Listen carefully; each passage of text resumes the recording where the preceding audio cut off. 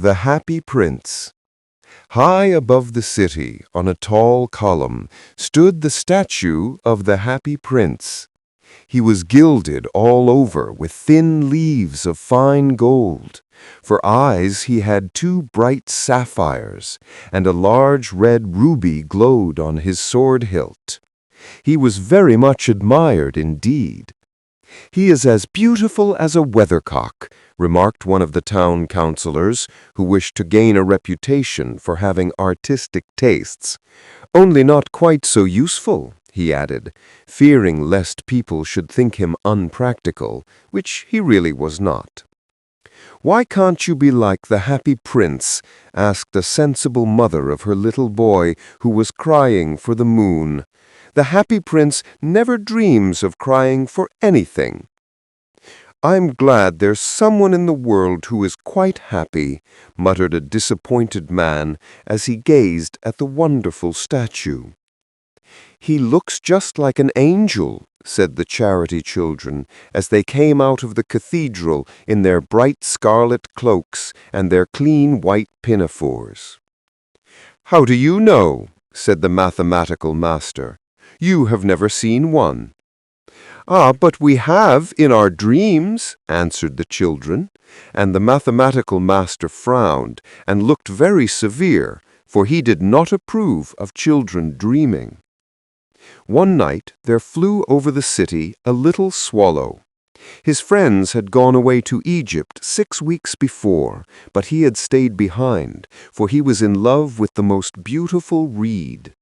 He had met her early in the spring as he was flying down the river after a big yellow moth, and had been so attracted by her slender waist that he had stopped to talk to her. "Shall I love you?" said the swallow, who liked to come to the point at once, and the reed made him a low bow. So he flew round and round her, touching the water with his wings and making silver ripples. This was his courtship, and it lasted all through the summer. "It is a ridiculous attachment," twittered the other swallows. "She has no money and far too many relations." And indeed, the river was quite full of reeds. Then, when the autumn came, they all flew away. After they had gone, he felt lonely and began to tire of his lady-love. "She has no conversation," he said, "and I am afraid that she is a coquette, for she is always flirting with the wind." And certainly, whenever the wind blew, the reed made the most graceful curtsies. "I admit that she is domestic," he continued, "but I love traveling, and my wife consequently should love traveling also. Will you come away with me?" he said finally to her. But the reed shook her head. She was so attached to her home. "You have been trifling with me," he cried. "I am off to the pyramids. Goodbye." And he flew away. All day long he flew, and at night-time he arrived at the city. "Where shall I put up?" he said. "I hope the town has made preparations." Then he saw the statue on the tall column. "I will put up there," he cried. "It is a fine position with plenty of fresh air." So he alighted just between the feet of the Happy Prince. "I have a golden bedroom," he said softly to himself as he looked round, and he prepared to go to sleep. But just as he was putting his head under his wing, a large drop of water fell on him. "What a curious thing!" he cried. "There is not a single cloud in the sky. The stars are quite clear and bright, and yet it is raining. The climate in the north of Europe is really dreadful. The reed used to like the rain, but that was merely her selfishness." Then another drop fell. "What is the use of a statue if it cannot keep the rain off?" he said. "I must look for a good chimney-pot."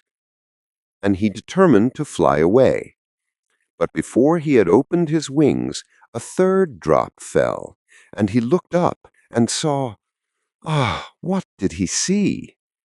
The eyes of the Happy Prince were filled with tears, and tears were running down his golden cheeks.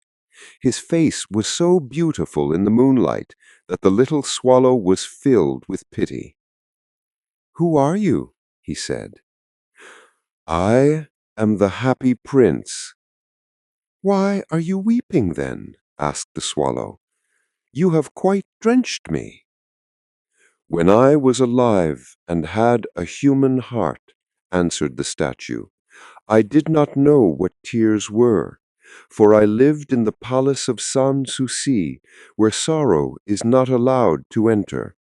In the daytime I played with my companions in the garden, and in the evening I led the dance in the great hall. Round the garden ran a very lofty wall, but I never cared to ask what lay beyond it. Everything about me was so beautiful. My courtiers called me the happy prince, and happy indeed I was, if pleasure be happiness. So I lived, and so I died. And now that I am dead, they have set me up here so high that I can see all the ugliness and all the misery of my city.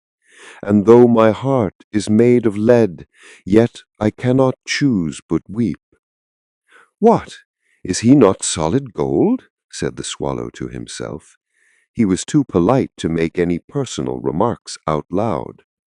"Far away," continued the statue in a low musical voice, "far away in a little street there is a poor house. One of the windows is open, and through it I can see a woman seated at a table. Her face is thin and worn, and she has coarse red hands, all pricked by the needle, for she is a seamstress. She is embroidering passion flowers on a satin gown for the loveliest of the Queen's maids of honor to wear at the next court ball. In a bed in the corner of the room, her little boy is lying ill. He has a fever and is asking for oranges. His mother has nothing to give him but river water, so he is crying. Swallow, swallow, little swallow, will you not bring her the ruby out of my sword-hilt? My feet are fastened to this pedestal, and I cannot move." "I am waited for in Egypt," said the swallow. "My friends are flying up and down the Nile and talking to the large lotus flowers. Soon they will go to sleep in the tomb of the great king. The king is there himself in his painted coffin. He is wrapped in yellow linen and embalmed with spices. Round his neck is a chain of pale green jade, and his hands are like withered leaves. Swallow, swallow, little swallow, will you not stay with me for one night and be my messenger? The boy is so thirsty, and the mother so sad." "I don't think I like boys," answered the swallow. "Last summer, when I was staying on the river, there were two rude boys, the miller's sons, who were always throwing stones at me. They never hit me, of course. We swallows fly far too well for that, and besides, I come of a family famous for its agility. But still, it was a mark of disrespect." But the happy prince looked so sad that the little swallow was sorry. "It is very cold here," he said, "but I will stay with you for one night and be your messenger." "Thank you, little swallow," said the prince.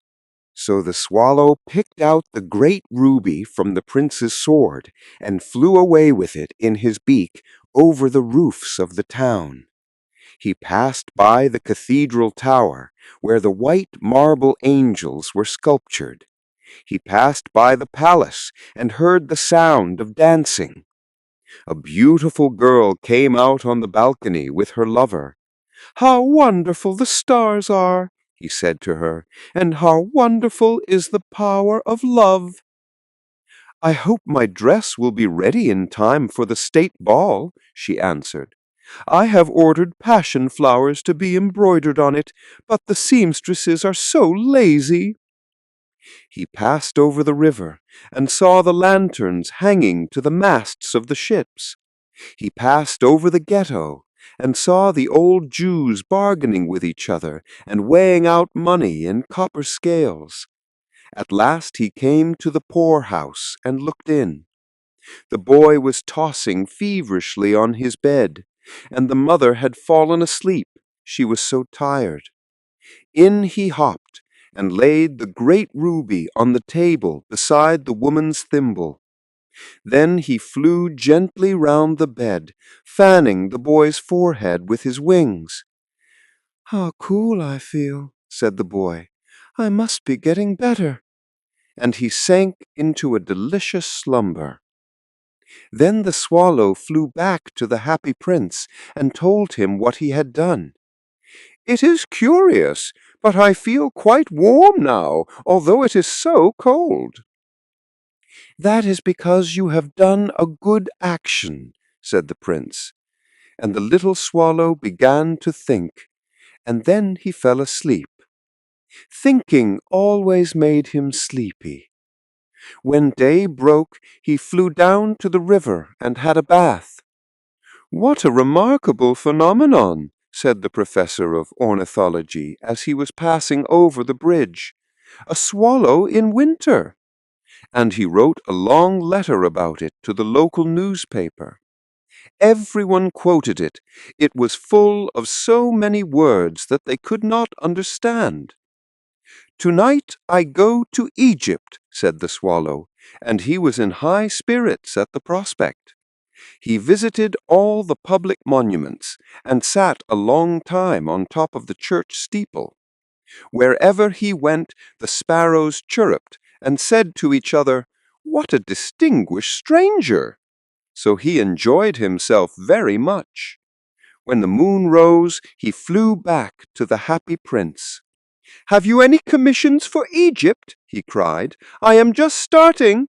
"Swallow, swallow, little swallow," said the prince, "will you not stay with me one night longer?" "I am waited for in Egypt," answered the swallow. "Tomorrow my friends will fly up to the second cataract. The river horse couches there along the bulrushes, and on a great granite throne sits the god Memnon. All night long he watches the stars, and when the morning star shines, he utters one cry of joy, and then he is silent. At noon the yellow lions come down to the water's edge to drink. They have eyes like green beryls, and their roar is louder than the roar of the cataract." "Swallow, swallow, little swallow," said the prince. "Far away across the city I see a young man in a garret. He is leaning over a desk covered with papers, and in a tumbler by his side there is a bunch of withered violets. His hair is brown and crisp, and his lips are red as a pomegranate, and he has large and dreamy eyes. He is trying to finish a play for the director of the theater, but he is too cold to write any more. There is no fire in the grate, and hunger has made him faint. I will wait with you one night longer," said the swallow, who really had a good heart. "Shall I take him another ruby?" "Alas, I have no ruby now," said the prince. "My eyes are all that I have left. They are made of rare sapphires, which were brought out of India 1,000 years ago. Pluck out one of them and take it to him. He will sell it to the jeweler and buy food and firewood and finish his play." "Dear prince," said the swallow, "I cannot do that," and he began to weep. "Swallow, swallow, little swallow," said the prince, "do as I command you." So the swallow plucked out the prince's eye and flew away to the student's garret. It was easy enough to get in, as there was a hole in the roof. Through this he darted and came into the room. The young man had his head buried in his hands, so he did not hear the flutter of the bird's wings, and when he looked up, he found the beautiful sapphire lying on the withered violets. "I am beginning to be appreciated," he cried. "This is from some great admirer. Now I can finish my play," and he looked quite happy. The next day the swallow flew down to the harbor. He sat on the mast of a large vessel and watched the sailors hauling big chests out of the hold with ropes. "Heave ahoy!" they shouted as each chest came up. "I am going to Egypt," cried the swallow, but nobody minded. And when the moon rose, he flew back to the happy prince. "I am come to bid you good-bye," he cried. "Swallow, swallow, little swallow," said the prince, "will you not stay with me one night longer?" "It is winter," answered the swallow, "and the chill snow will soon be here.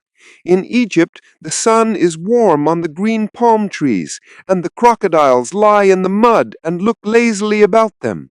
My companions are building a nest in the temple of Baalbec, and the pink and white doves are watching them and cooing to each other. Dear Prince, I must leave you, but I will never forget you, and next spring I will bring you back 2 beautiful jewels in place of those you have given away. The ruby shall be redder than a red rose, and the sapphire shall be as blue as the great sea." "In the square below," said the happy prince, "there stands a little match girl. She has let her matches fall in the gutter, and they are all spoiled. Her father will beat her if she does not bring home some money, and she is crying. She has no shoes or stockings, and her little head is bare. Pluck out my other eye and give it to her, and her father will not beat her." "I will stay with you one night longer," said the swallow, "but I cannot pluck out your eye. You would be quite blind then." "Swallow, swallow, little swallow," said the prince, "do as I command you." So he plucked out the prince's other eye and darted down with it. He swooped past the match girl and slipped the jewel into the palm of her hand. "What a lovely bit of glass!" cried the little girl, and she ran home, laughing. Then the swallow came back to the prince. "You are blind now," he said, "so I will stay with you always." "No, little swallow," said the poor prince, "you must go away to Egypt."